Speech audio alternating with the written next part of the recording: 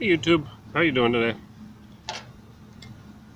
Figured we'd talk about my Leader 3 drone. I've had it for a few weeks now, so I've had some time to fly it a bit and see how it feels, and I'm really pleased with it. But I'm gonna go back to the beginning, about a year and a half ago probably. Was already flying 5-inch quads. I think my best quad at the time was a Holy Bro Shuriken X1 with some T-Motor F40 motors, and we thought it was the fastest thing we'd ever seen. It was amazing, but I was a terrible pilot. I had no idea what I was doing. I ended up buying, this isn't quite stock anymore, this is a King Kong 90 GT. It had 2-inch props and these heavy prop guards, and it was slow and terrible, but it was great for learning. I learned a lot just piloting this around, dodging trees, flying low. It was great. You know, you don't cause any trouble. The X1 was terrifying if there was a crowd, and this is very friendly. It was great, but it wasn't good enough. The 25 milliwatt VTX was terrible. I ended up breaking the antenna off of mine, and it was tough to put a new one on. So I designed this little 3D printed mount for these generic little camera VTX combos. I think this one's a 200 milliwatt, and I learned that you can move the motors out onto 2 screws, and then you can fit 2.5-inch props instead of 2-inch, especially when you get rid of most of the frame here. The camera used to sit right in here where it'd get nailed by these props. And I designed these little 3D printed little L-shaped doodads to keep the motors from getting bent in a crash or anything. And this was a huge upgrade. You fly for an extra minute. It had so much more pep. It was a fantastic upgrade. It was not like a 5-inch quad, but it was as close as I ever got with a micro at the time. And then late last year, probably a little before Christmas, I ordered the full speed Leader 120. GearBest had them on sale for $85 shipped, and I think I added the $1 or $2 for their shipping guarantee or insurance or whatever goofy thing they have. And I didn't know how it was going to be. I flew it in the beginning with the 2S batteries that I had for the 90 GT, and that was alright. It flew fine. But I picked up a couple of 3S 550 milliamp hour. They were Infinity lipos from Banggood, and it was just fantastic. This still is an awesome drone. I'd still be flying it if I didn't upgrade. But this had a few drawbacks. The camera is kind of a generic CMOS camera. It's not very good. It's usable, but it's not very good. If it starts to get dark out, you're hosed. And the VTX is only 25 milliwatts. And in the beginning, I was okay with that because if you fly to where you're going to, at the range you're going to get out of 200 milliwatts, you're never going to find this thing. You're going to crash in the grass, and who knows where it's going to be. Really the only 2 drawbacks there. As soon as I saw the Leader 3 show up for pre-order, I was excited. I wasn't in a big enough hurry to pre-order, but I figured as soon as I saw them in stock somewhere, I'd order one. And as soon as I remembered to look, they were in stock, and I got one, and it's been a fantastic upgrade. These motors are 50% taller. They're 1106s compared to the 120's 1104s, and it can run 3-inch props. A lot of people say I should be running 2.5, but I want to keep running the 3S batteries that I've been running, and the KV on these, I think they're 4500 KV. It's about right for 3S. Maybe a little light. If they were 5000 KV, I'd probably be happier, but it's good. I don't want the fastest, speediest, most amazing micro drone ever. I want something that's inexpensive, durable, can take a little bit of a beating, and flies for a reasonable amount of time, and this fits all of those, checks all those boxes, no problem.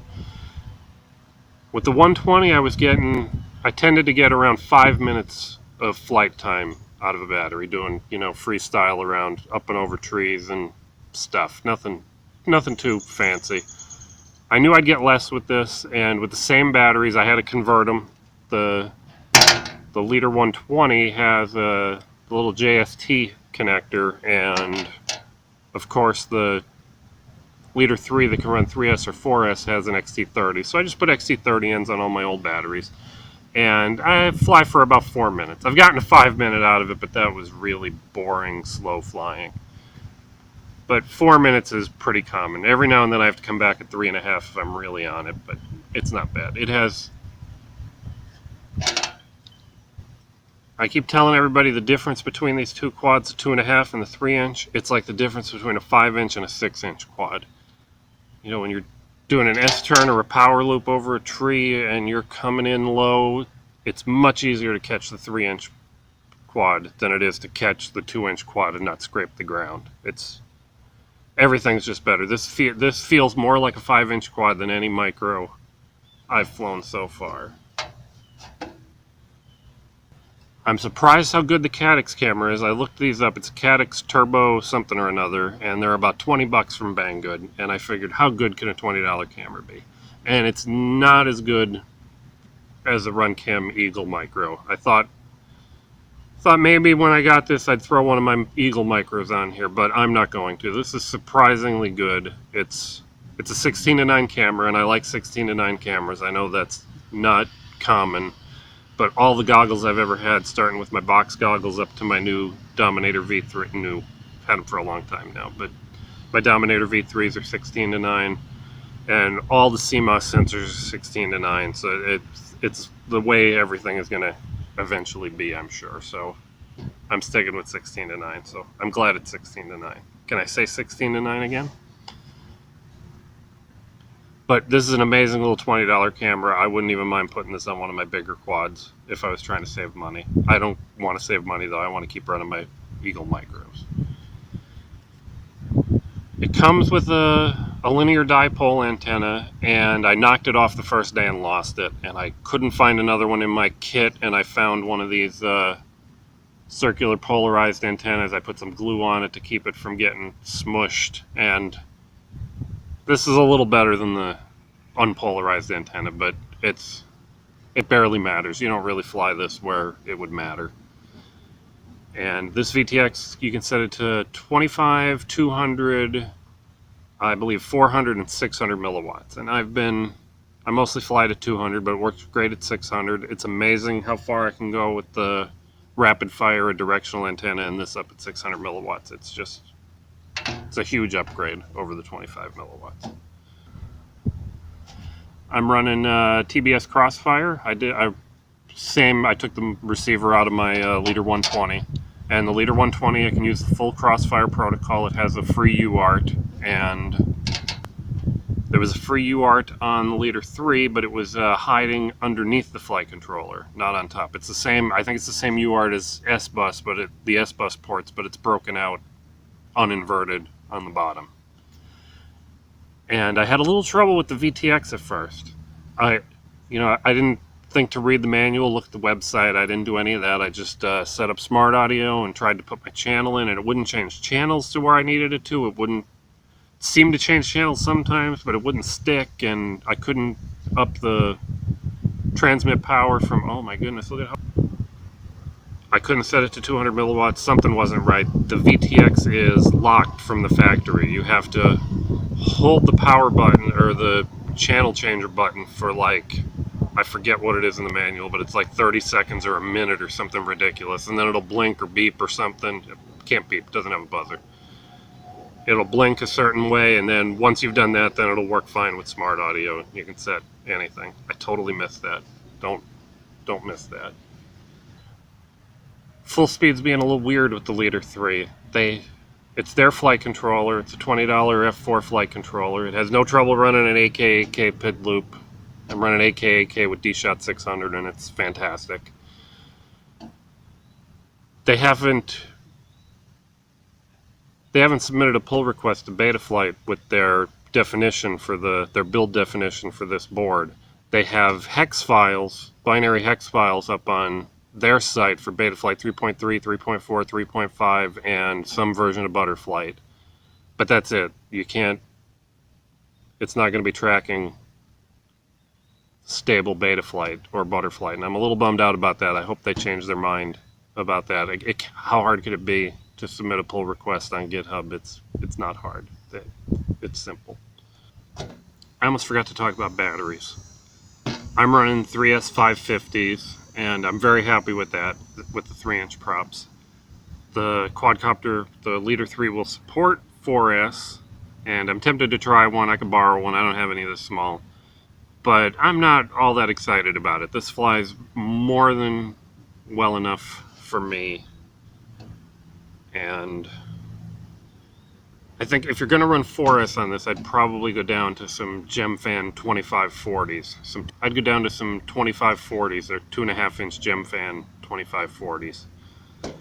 They're great props, and the KV probably makes more sense with 2.5-inch props if you're running 4S. I don't know. I think I talked about the Leader 3 enough. Now let's do a little bit of flying. See if I can get some good footage today. It's a gorgeous day. We've had a rainy week. It's been, when it wasn't raining, it was gloomy, very gray and dismal. But today it is gorgeous and sunny. When I was riding over here, it looked like the default Windows XP background with the bright green grass and the deep blue sky. It was very nice. So hopefully we'll get some good footage. Hopefully it's not too bright.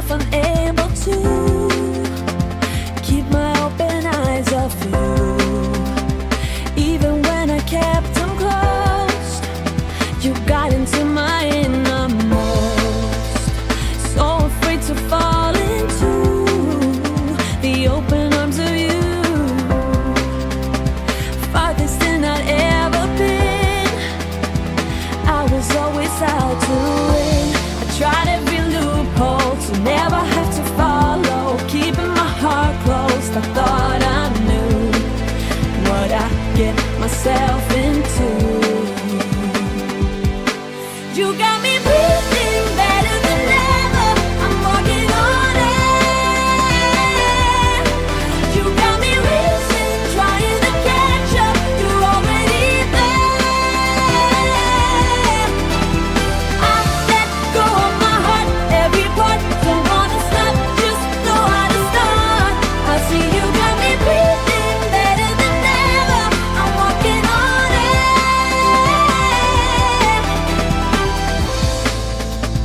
Might admit to this and say, loving is a better way.